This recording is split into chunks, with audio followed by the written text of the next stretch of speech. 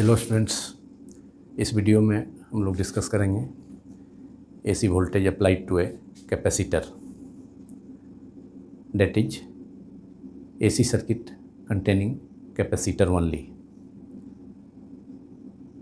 केवल संधारित्र युक्त प्रत्यावर्ती धारा परिपथ। It is part 4 of chapter 7 alternating current AC of class 12। जब हम किसी कैपेसिटर को, किसी संधारित्र को DC सर्किट में किसी DC सोर्स जैसे कि DC बैटरी से जोड़ते हैं तो उस सर्किट में करंट का फ्लो बहुत स्मॉल टाइम के लिए, स्मॉल टाइम ड्यूरेशन के लिए होता है, क्योंकि डीसी सर्किट में जिसमें कि कैपेसिटर कनेक्टेड होता है तो उसमें फ्लो होने वाला करंट कैपेसिटर को चार्ज करने में यूटिलाइज होता है, और जैसे ही कैपेसिटर फुली चार्ज हो जाता है तो कैपेसिटर के क्रॉस पोटेंशियल डिफरेंस या कैपेसिटर पर वोल्टेज प्रोड्यूस होता है, जो डीसी सर्किट में फ्लो करने वाले करंट का अपोज करता है।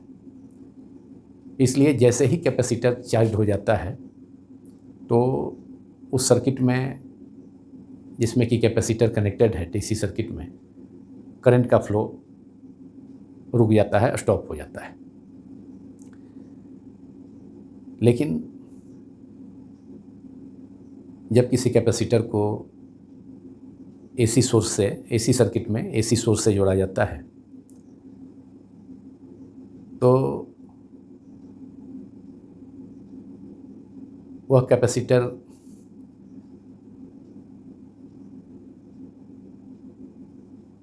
एसी सर्किट में फ्लो होने वाले करंट को रेगुलेट करता है, रेगुलेट ज़रूर करता है, लेकिन चार्ज का फ्लो एसी सर्किट से कभी स्टॉप नहीं होता है, बंद नहीं होता है। मतलब करंट रेगुलेट हो जाता है, करंट का फ्लो एसी सर्किट में, जिस सर्किट में कैपेसिटर लगा हो उसमें करंट का फ्लो स्टॉप नहीं होता है, बंद नहीं होता है। हालांकि कैपेसिटर करंट को रेगुलेट ज़रूर करता है, नियंत्रित जरूर करता है, लेकिन चार्ज के फ्लो को एसी सर्किट में कैपेसिटर कभी स्टॉप नहीं करता है, कभी रोकता नहीं है। मतलब एसी सर्किट जिसमें कैपेसिटर लगा हो उसमें चार्ज का फ्लो या करंट का फ्लो कंटिन्यूअसली होगा, सतत रूप से होता है। When a capacitor is connected to a DC source, that is a DC battery, current in that DC circuit flows for a short time interval. The current flows in DC circuit containing capacitor is utilized to charge the capacitor. When capacitor is charged, fully charged, then current through DC circuit stops. As current flows or current increases in DC circuit, capacitor starts charging, and when it is charged, potential difference or voltage appears on the capacitor which opposes the flow of DC current in the circuit. But so after charging the capacitor fully, the current through a DC circuit containing capacitor is stopped completely. But when a capacitor is connected to AC supply or an AC source, then capacitor regulates current through it, but flow of charge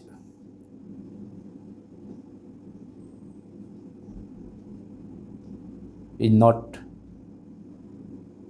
stopped. That is, capacitor regulates the charge or current which flows in the AC circuit containing capacitor only. तो इस ढंग से AC circuit जिसमें capacitor connected हो उसमें charge का supply या current का सप्लाई कंटिन्यूसली बना रहता है। चूँकि AC वोल्टेज पेरियोडिकली, आवर्त रूप से पेरियोडिकली टाइम के साथ चेंज करता है, तो उसी ढंग से कैपेसिटर भी AC सोर्स और AC वोल्टेज के फ्रीक्वेंसी से ही अल्टरनेटली चेंज करता है। इसलिए कैपेसिटर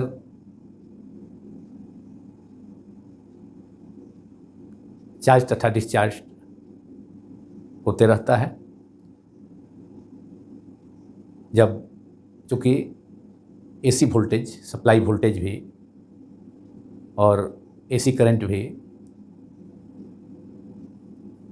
टाइम के साथ ईच हाफ साइकिल में रिवर्स हो जाता है, तो उसी ढंग से कैपेसिटर भी चार्ज तथा डिस्चार्ज होते रहता है जब AC करंट का फ्लो और AC सोर्स को कैपेसिटर से जोड़ा जाता है। Suppose a capacitor of capacitance C is connected to AC supply, AC source and AC source whose instantaneous voltage is V, which is given by V is equal to V naught sin omega t. तो suppose किया जाए एक capacitor है जिसका capacitance C है और इसे AC source से कनेक्ट किया जाता है। अगर इंस्टेंटेनियस चार्ज कैपेसिटर पर at a particular time t Q produce होता है, Q तो स्मॉल q और कैपिटल Q, तो उस सिचुएशन में potential difference across the capacitor V is equal to Q upon C। तो सपोज किया जाए एक कैपेसिटर है जिसका कैपेसिटेंस C है, ये कैपेसिटेंस इसका C है कैपेसिटर का, और इसे कनेक्ट किया जाता है AC सोर्स से। AC सोर्स का सिंबल AC वेव फॉर्म को सर्किल के अंदर घेर दिया जाता है, इंसर्किल कर दिया जाता है AC वेव फॉर्म को, और चूँकि AC वोल्टेज टाइम के साथ पीरियोडिकली आवर्त रूप से चेंज करता है, तो कैपेसिटर के क्रॉस भी जब कैपेसिटर को कनेक्ट किया जाएगा AC सोर्स से, तो इसका instantaneous voltage V equal to V naught sine omega T, and it is an AC source, it is the symbol of AC source. This is figure 1A, that is AC circuit containing capacitor only। ये collector plate है, इस पर positive charge develop होगा, और जो बगल वाला plate है इस पर कंडेंसिंग प्लेट पर के इनर सरफेस पर इंडक्शन के कारण नेगेटिव चार्ज इंड्यूस होगा माइनस। कैपेसिटेंस इसका C है कैपेसिटर का, ये कैपेसिटर का सिंबल, दो पैरेलल प्लेट द्वारा रिप्रेजेंट किया गया है। तो एसी सोर्स को कैपेसिटर से कनेक्ट करने के बाद इससे होकर के करंट कैपेसिटर के क्रॉस पोटेंशियल डिफरेंस डेवलप होगा, जो कि सप्लाई वोल्टेज के फ्रीक्वेंसी के अनुसार ही अल्टरनेटली चेंज करेगा, क्योंकि सप्लाई वोल्टेज भी अल्टरनेटली टाइम के साथ चेंज करता है। इच हाफ साइकिल के बाद सप्लाई वोल्टेज या एसी वोल्टेज और एसी करंट का डायरेक्शन रिवर्स हो जाता है चेंज होकर के। तो उसी ढंग से कैपेसिटर भी सप्लाई वोल्टेज के ही फ्रीक्वेंसी से पीरियडिकली उसका माने कैपेसिटर के क्रॉस वोल्टेज भी पोटेंशियल डिफरेंस भी सप्लाई वोल्टेज की ही फ्रीक्वेंसी से अल्टरनेटली चेंज होता है। इसलिए कैपेसिटर चार्ज तथा डिस्चार्ज होते रहता है। चार्जिंग तथा डिस्चार्जिंग का प्रोसेस कैपेसिटर में कंटिन्यूसली होते रहता है इसी कारण से। तो सपोज करते हैं करंट आई फ्लो कर रहा है जो कि कैपेसिटर को चार्ज करेगा, और फिर जब हाफ साइकिल के बाद एसी वोल्टेज और एसी करंट का डायरेक्शन रिवर्स हो जाएगा, तो उस सिचुएशन में कैपेसिटर डिस्चार्ज होगा। फिर अगले पॉजिटिव साइकिल में कैपेसिटर चार्ज होगा, फिर उसके बाद डिस्चार्ज होगा। तो इस ढंग से चार्जिंग तथा डिस्चार्जिंग अल्टरनेटली कैपेसिटर का कंटिन्यू होता है। और ये जो करंट है एसी करंट का सप्लाई कैपेसिटर से लगातार बना रहता है, क्योंकि कैपेसिटर करंट को रेगुलेट कर देता है, लेकिन कभी भी चार्ज तथा करंट के फ्लो को रिस्ट्रिक्ट नहीं करता कंप्लीटली। तो suppose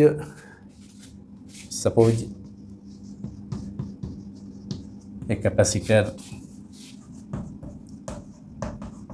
of capacitance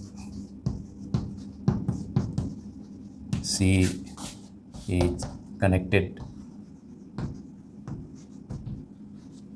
to an AC source. This is the symbol of AC source, to an AC source or AC supply voltage. AC source और AC supply voltage AC source जिसे figure 1A में represent किया गया है। AC source whose instantaneous value of voltage is given by, किसी particular time t पर जो instantaneous voltage है V equal to V0 sine omega t, जहाँ V0 पीक वोल्टेज है and V is the instantaneous voltage, that is AC voltage at time t. Whose instantaneous voltage is given by V equal to V0 sin omega t. This is equation number 1, where V0 is the peak voltage and V is the instantaneous voltage. Omega is the angular frequency or angular velocity of AC. T is the time. तो जब capacitor AC source से connect होगा तो इससे होकर के current flow करेगा आई, जो कि कैपेसिटर को चार्ज करेगा। तो और इसके कारण करंट फ्लो करने के कारण कैपेसिटर के प्लेट्स के बीच में पोटेंशियल डिफरेंस प्रोड्यूस हो जाएगा, पोटेंशियल डिफरेंस भी। तो सपोज करते हैं कि किसी टाइम टी पर जो चार्ज इस पर डेवलप हुआ है कैपेसिटर पर, वह क्यू है, इंस्टेंटेनियस चार्ज, और कैपेसिटेंस सी है। तो potential difference produced across the both plates of the capacitor is V equal to Q by C. तो potential difference PD, potential difference और voltage developed on the capacitor is developed on the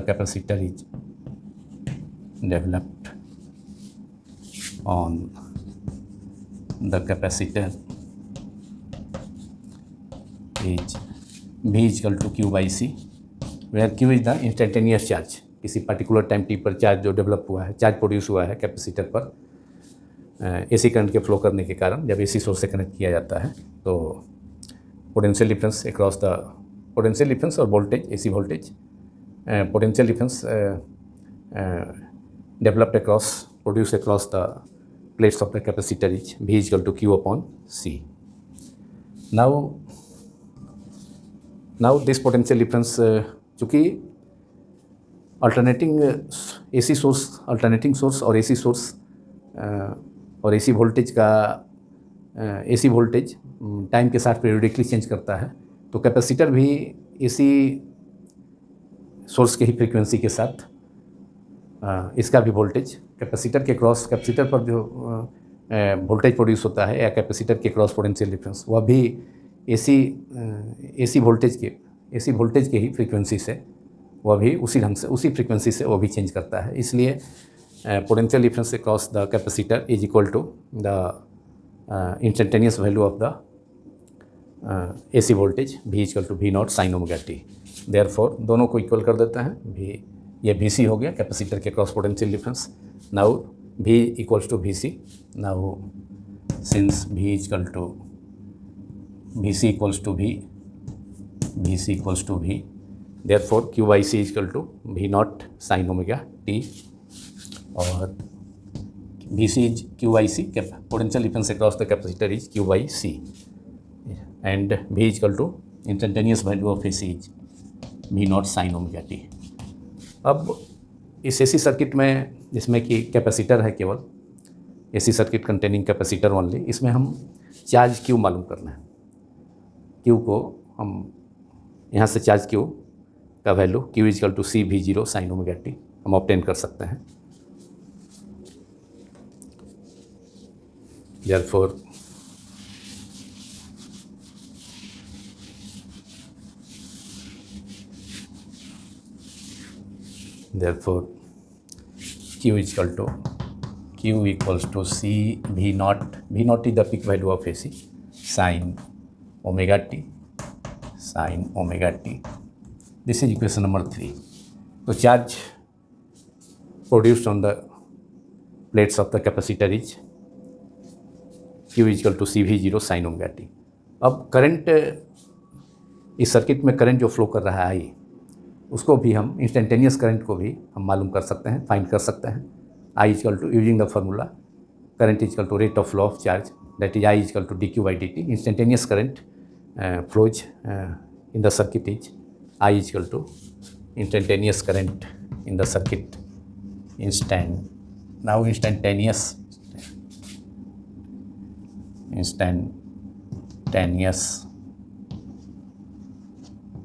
current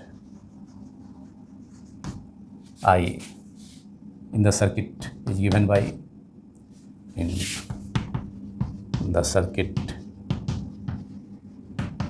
is I equals to dq upon dt, that is d by dt, and value of q is CV0 sin omega t from equation 3, CV0 sin omega t।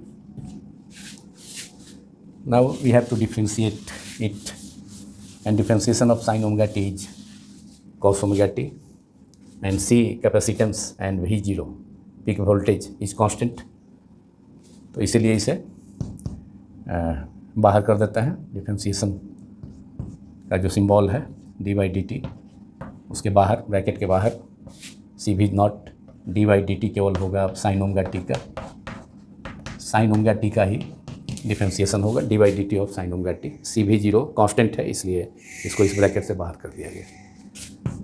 That is CV0 sine omega T का differentiation of sine omega T is cos omega T, and फिर omega T का omega into D T by D T, that is omega, that is we can write it as V0 upon 1 by C omega. इस ढंग से लिखा जा सकता है, cos omega T, यहाँ सी ओमेगा है डिफरेंशिएशन के बाद सी ओमेगा, तो इसको V0 upon 1 by C omega लिखा जा सकता है। फिर सी ओमेगा न्यूमरेटर में चला जाएगा, और 1 बाई सी ओमेगा, यहाँ जो टर्म है 1 बाई सी ओमेगा, अगर हम ओम्स लॉ से कंपेयर करें तो peak current I0 equal to V0 by R।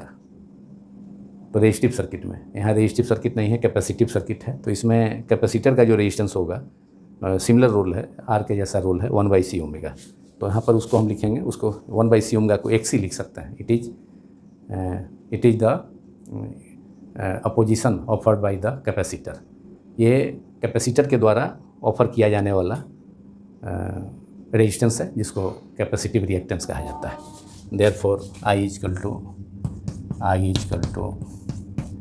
I naught V naught upon 1/c omega, तो 1/c ओमेगा को XC लिखा जा सकता है which is the inductive capacitive reactance, and cos omega t, और कॉस ओमेगा टी को लिखा जा सकता है sine omega t plus π/2, sine omega t plus π/2 is cos omega t, and V naught by x naught XC is the opposition offered by the capacitor to flow of current through it, which is called capacitive reactance। ये resistance जैसा ही role है इसका resistive circuit में, और resistive circuit में जो resistance का role होता है वही रोल यहाँ पर कैपेसिटर का कैपेसिटिव सर्किट में है। ओम्स लॉ से कंपेयर करने पर I naught is equal to V naught upon R, यहाँ पर I naught is equal to V naught upon 1/c omega, that is XC, that is capacitive reactance. इसे कैपेसिटिव रिएक्टेंस हिंदी में धारतीय प्रतिघात कहा जाता है। अब वी नॉट अपॉन XC को लिखा जा सकता है आई नॉट, और यहाँ कॉस ओमेगा टी को यहाँ साइन ओमेगा टी प्लस π/2, यहाँ ट्रिग्नोमेट्री का फॉर्मूला यूज किया गया। Now we have current, instantaneous current in the capacitive circuit is I is equal to, अब इसे V naught by XC Ohm's law का यूज करके ही आई नॉट हो जाएगा V naught potential difference peak value of voltage by capacitive reactance which is resistance. इसका same role है, मतलब इसका डायमेंशन वही होगा जो रेजिस्टेंस का होता है। तो I naught sine omega t plus π/2। अब ये AC सर्किट में फ्लो करने वाला करंट के लिए एक्सप्रेशन हो गया, और नेचर भी मालूम हो गया कि करंट और वोल्टेज दोनों में से कौन सा लीड करेगा कौन लैग करेगा। तो यहाँ निश्चित रूप से इक्वेशन 1 को हम देखें, दिस इज इक्वेशन नंबर 4। यहाँ निश्चित रूप से इक्वेशन 4 और इक्वेशन 1 क्या था, V naught is equal to equation 1 instantaneous voltage was V equal to V naught sine omega t, ये इक्वेशन 1 था। कंपेयर करते हैं तो यहाँ पर V है, LHS में यहाँ I है, वोल्टेज है, अल्टरनेटिंग वोल्टेज अल्टरनेटिंग करंट है, V नॉट है पीक वैल्यू ऑफ वोल्टेज, यहाँ पर I नॉट है पीक वैल्यू ऑफ करंट, यहाँ साइन ओमेगा टी है लेकिन यहाँ साइन ओमेगा टी प्लस π/2। इसका मतलब है कि current AC circuit containing capacitor, जिस सर्किट में कैपेसिटर से AC सोर्स कनेक्टेड हो तो उस सर्किट में करंट वोल्टेज से π/2 एंगल से लीड करेगा, जिसको हम टाइम डायग्राम का मतलब इसमें वोल्टेज और करंट का वेरिएशन टाइम के साथ होता है, उसे टाइम डायग्राम कहा जाता है। उससे रिप्रेजेंट कर सकते हैं, और फेजर डायग्राम भी इस सर्किट को फेजर डायग्राम से भी रिप्रेजेंट किया जा सकता है। लेकिन उसके पहले यहाँ V naught by XC is I naught हो गया, और XC क्या है V naught by XC is peak current हो गया, और XC is where V naught by XC is I naught peak current in the circuit. Peak value of current है, maximum value of current जो कि constant होगा, और instantaneous value of current time के साथ चेंज करेगा। एंड XC क्या है, and XC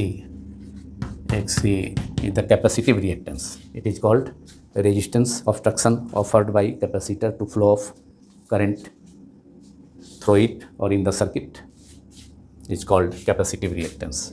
XC is equal to 1/c omega, और C omega is equal to angular frequency of the angular velocity और angular frequency of AC, and omega is equal to 2πm।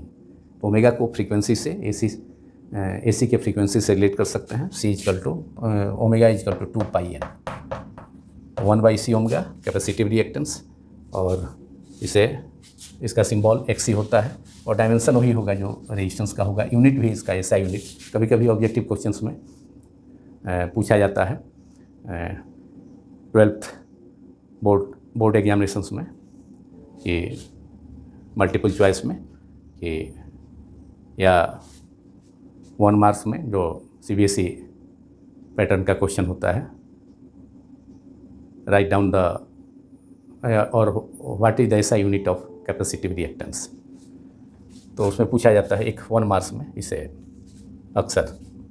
तो ये capacitive reactance XC is capacitive reactance which is 1/c omega, that is 1/c into 2πn, omega is 2πn। तो XC को हम कहेंगे capacitive reactance, ये XC is capacitive reactance. अब इसे हम डिफाइन भी कर लें, जिस डिफिनीशन को मैंने बतलाया अब उसे आप लोग नोट कर लें।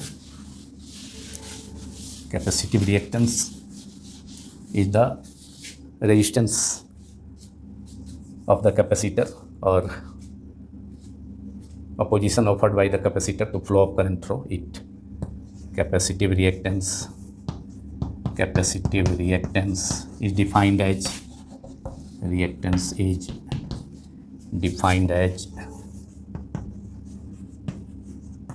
the resistance or obstruction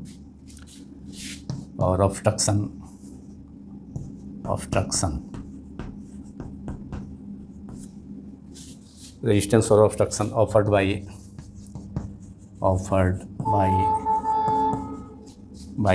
a capacitor to flow of charge or current through it, flow of current और charge through it.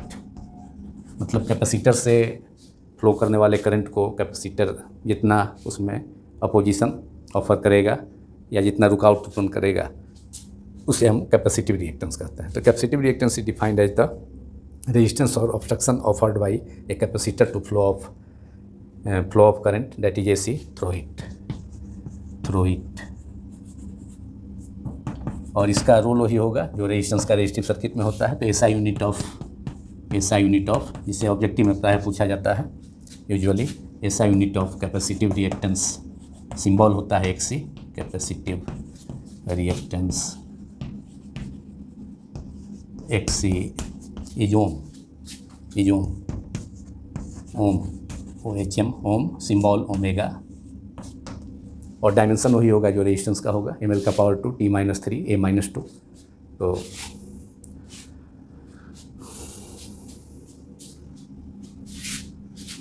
Dimensional formula of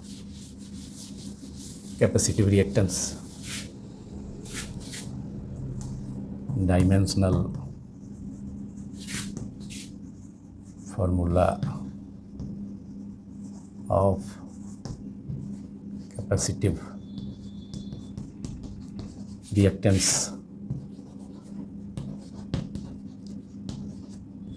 XC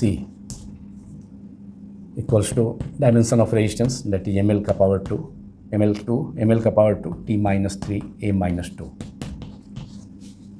This is the dimension of resistance, and so dimension formula of capacitive reactance is also ml का power 2 T-3 A-2।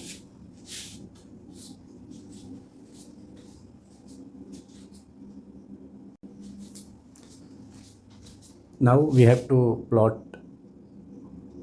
time diagram, that is variation of voltage and current, AC voltage and AC current in AC circuit containing capacitor only, and its phasor diagram of the circuit, that is AC circuit containing capacitor only।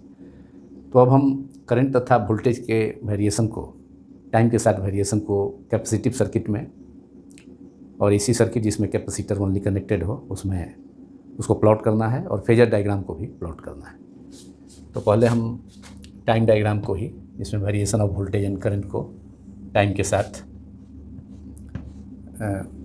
Represent करना होगा। तो ये time diagram है। तो Y axis के long voltage और current V and I, तो Y axis के लॉन्ग वोल्टेज तथा करंट, एसी वोल्टेज और करंट को रखा गया, और एक्स एक्सिस के लॉन्ग टाइम को,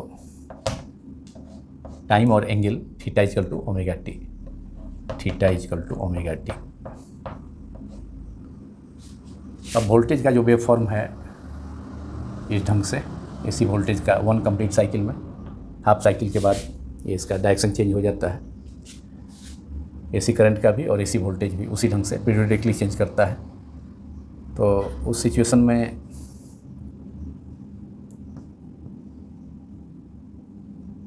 ये पीक वैल्यू ऑफ वोल्टेज है प्लस V0, ये प्लस V0, और यहाँ पर भी वोल्टेज मैक्सिमम है लेकिन अपोजिट डायरेक्शन में। तो यहाँ माइनस V0, इसे माइनस V0 से रिप्रेजेंट करते हैं। और जहाँ तक टाइम का सवाल है तो ये टाइम यहाँ T/2, यहाँ T/4, यहाँ 3t/4 3t/2 t/2 plus 3 plus t/4 that is 3t/4 sorry 3t/4 और यहाँ पर कैपिटल टी एक complete time period, half time period 0 to t/2 उसमें एसी वोल्टेज पॉजिटिव और फिर t/2 to t next half cycle में AC voltage negative. उसी ढंग से एसी करंट भी 0 से t/2 तक पॉजिटिव और t/2 से t तक निगेटिव। और एंगल का जहाँ तक सवाल है तो एंगल टी के कॉरस्पॉन्डिंग एंगल 2π हो जाएगा टाइम पीरियड के कॉरस्पॉन्डिंग, और यहाँ 3t/4 के कॉरस्पॉन्डिंग यहाँ 3π/2 दैट इज 270 डिग्री, और यहाँ पर t/2 के corresponding angle pi 180 degree, pi radian equal to 180 degree, और t/4 के corresponding angle π/2 radian that is 90 degree. तो ये वोल्टेज का ये वेव फॉर्म हो गया वोल्टेज का। अब हमको टाइम का भी देखना है, टाइम का भी ये करंट का भी वेव फॉर्म हमको ड्रॉ करना होगा, प्लॉट करना होगा। और ये देखते हुए कि यहाँ पर आई इक्वल टू जो इक्वेशन हमने ऑब्टेन किया है एसी सर्किट कंटेनिंग कैपेसिटर में फ्लो करने वाले करंट का I equal to I0 sin ω t plus π/2, और वोल्टेज का जो एसी वोल्टेज का इंस्टेंटेनियस वैल्यू था V equal to V0 sin ω t। तो निश्चित रूप से यहाँ करंट आई वोल्टेज से आगे है π/2 एंगल से, तो उससे हम रिप्रेजेंट इसमें कर सकते हैं। तो यहाँ पर करंट यहाँ से जब वोल्टेज 0 है तो करंट यहाँ पर क्या होगा, मैक्सिमम होगा, π/2 से आगे है। तो इसको डॉटेड कर्व से इसको रिप्रेजेंट करते हैं करंट को। तो करंट का वेव फॉर्म टाइम के साथ जो वेरिएशन है डॉटेड लाइन से रिप्रेजेंट होते हुए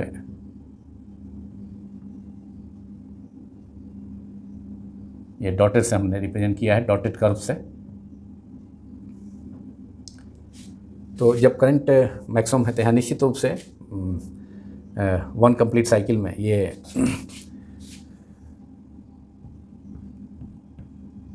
जब एसी वोल्टेज 0 है तो वहाँ पर करंट मैक्सिमम है।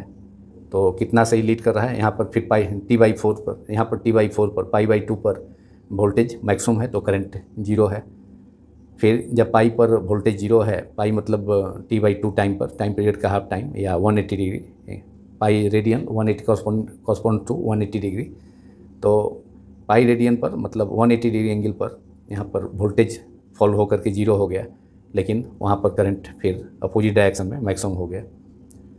और यहाँ पर जब 3t/4 that is 3π/2 radian that is 270 degree angle पर जब वोल्टेज मैक्सिमम है अपोजिट डायरेक्शन में, तो वहाँ पर करंट फिर 0 है। तो इस ढंग से पाई पर देखिए फिर वही स्थिति है, पाई एंगल पर पाई ये 2π पर वोल्टेज एसी वोल्टेज 2π एंगल पर फिर से एसी वोल्टेज 0 हो गया यहाँ पर, लेकिन 2π पर जो करंट है वो मैक्सिमम हो गया। तो इस प्रकार,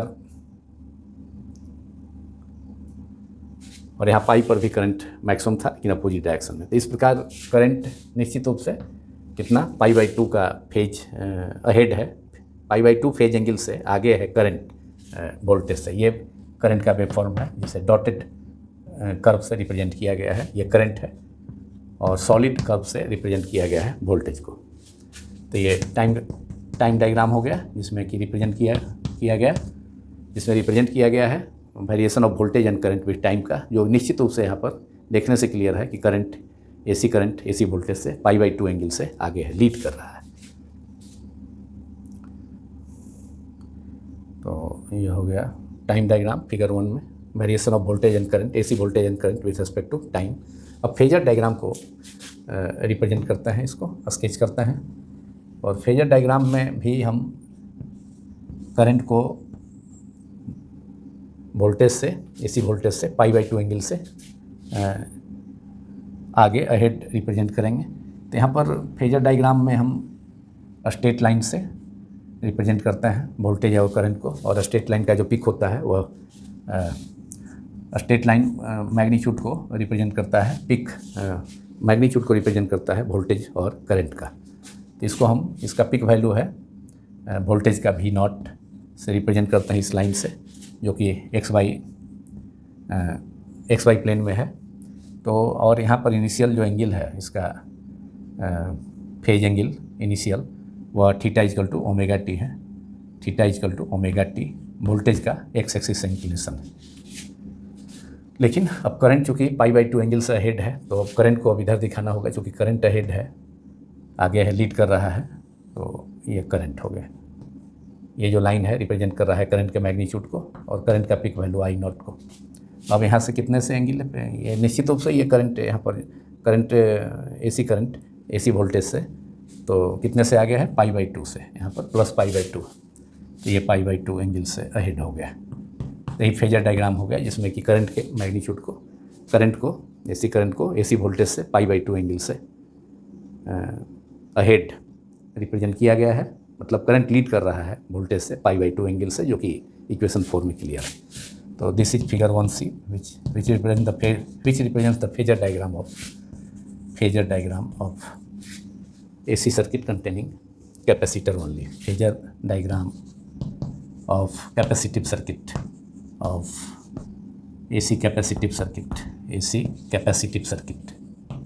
that is AC circuit containing capacitance only, capacitive circuit. इस प्रकार हमने फेजर डायग्राम और टाइम डायग्राम से वोल्टेज और करंट के बीच का जो फेज डिफरेंस है उसको रिप्रेजेंट किया, जिसमें करंट कैपेसिटिव सर्किट में, AC कैपेसिटिव सर्किट में करंट वोल्टेज से π/2 एंगल से लीड करता है। अब power supplied by AC to a capacitor, that is average power supplied by AC to a capacitor कितना होगा, ये हमें मालूम करना है।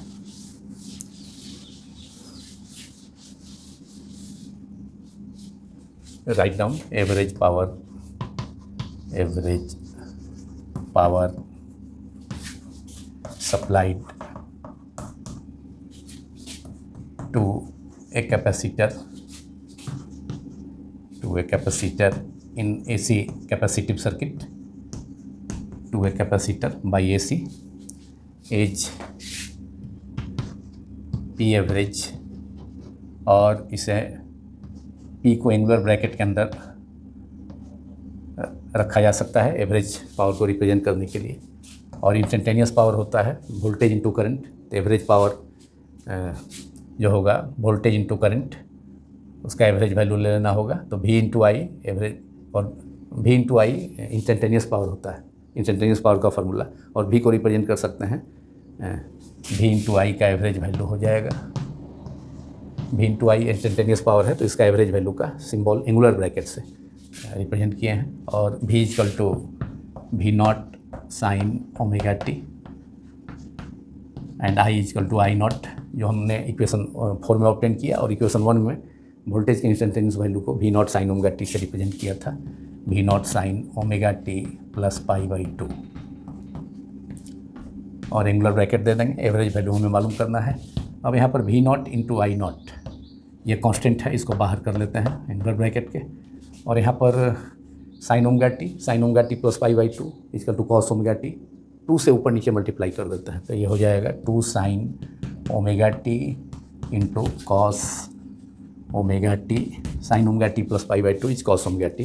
2 से मल्टीप्लाई कर दिए न्यूमरेटर और डिनोमिनेटर में, तो 2 under bracket 2 sine omega t into cos omega t, और यहाँ पर डिनोमिनेटर में भी 2 हो जाएगा, equals to P average is equal to, अब हमें रिजल्ट यहाँ ऑब्टेन हो जाएगा V0 I0 upon 2 sine omega t into cos omega t sine 2 omega t, तो average value of sine 2 omega T is 0।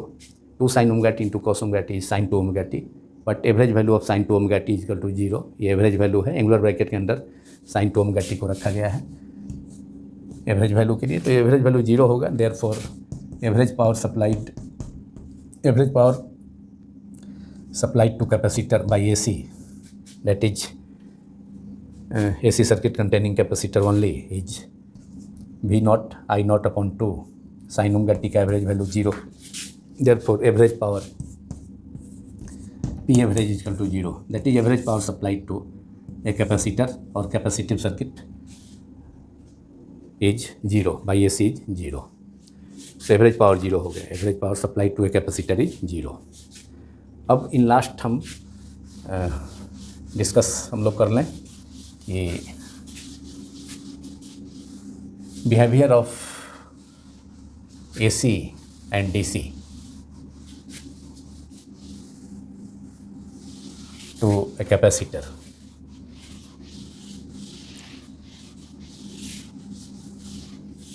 Behaviour of AC and DC to a capacitor.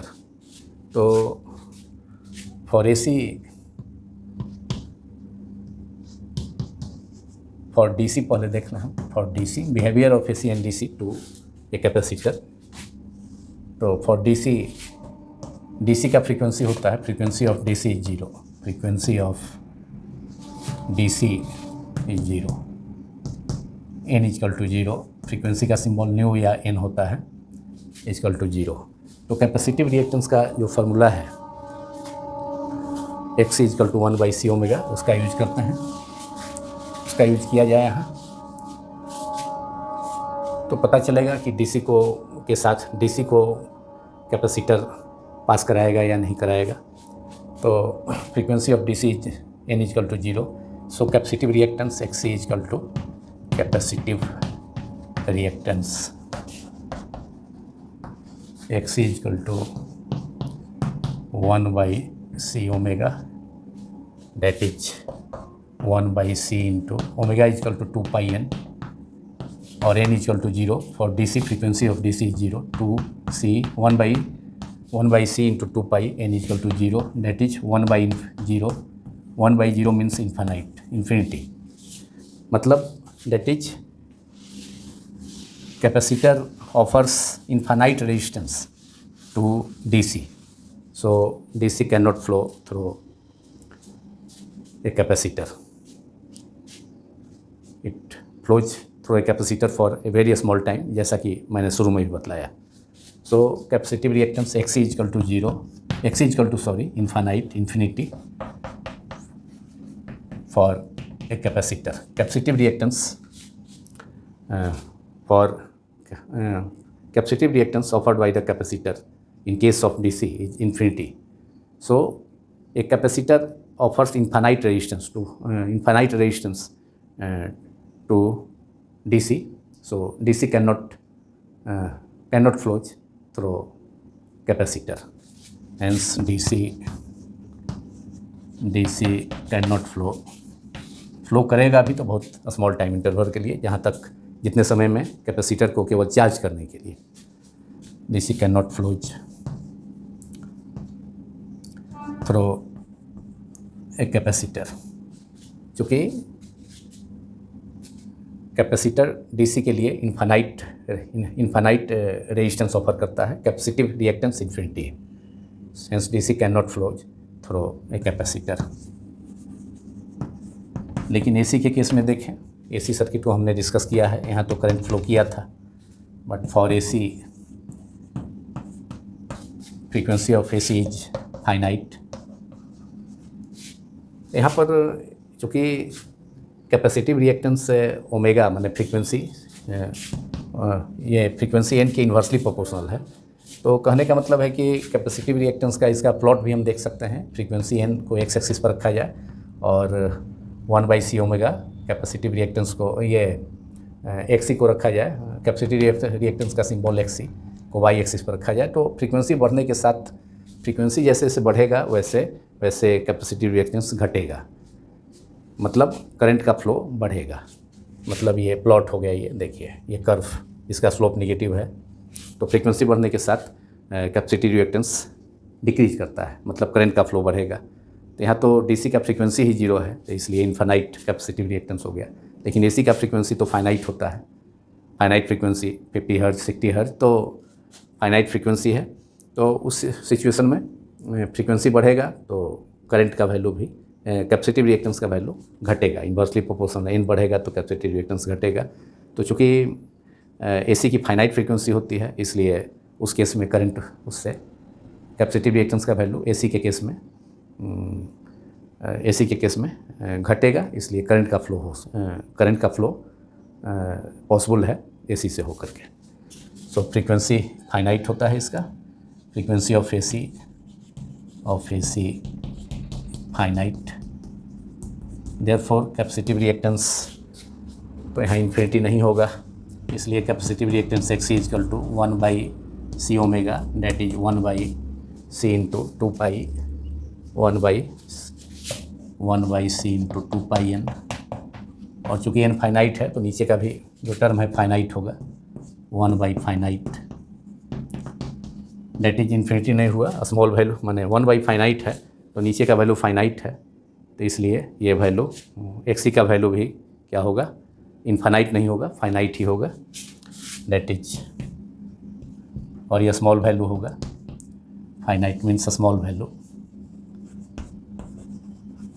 वहाँ तो DC की frequency 0 था, इसलिए capacitive reactance infinite हो गया, लेकिन ये चूँकि फाइनाइट है 1/फाइनाइट, तो ये स्मॉल वैल्यू हो जाएगा।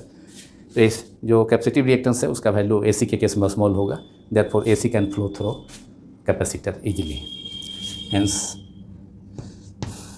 AC can flow through capacitor, जैसा कि हमने इस केस में भी देखा, डिस्कस किया, AC can flow through a capacitor easily,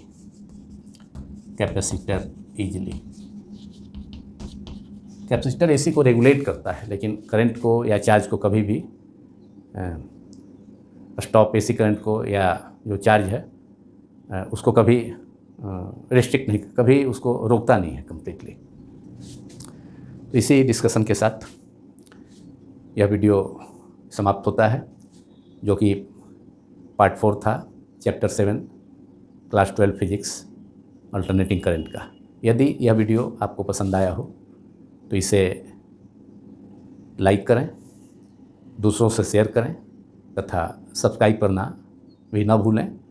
यदि पहली बार इस वीडियो को देख रहे हैं या इस चैनल के वीडियोज़ को, physics quantum classes bye Abhay Kumar के वीडियोज़ को पहले से देख रहे हैं और अब तक सब्सक्राइब नहीं कर सके हैं, तो कृपया इसे सब्सक्राइब कर लें, जिससे कि वीडियो भेजने के साथ ही, यूट्यूब में वीडियोज़ को भेजने के साथ ही नोटिफिकेशन आप तक तुरंत पहुंच जाए। Thank you very much.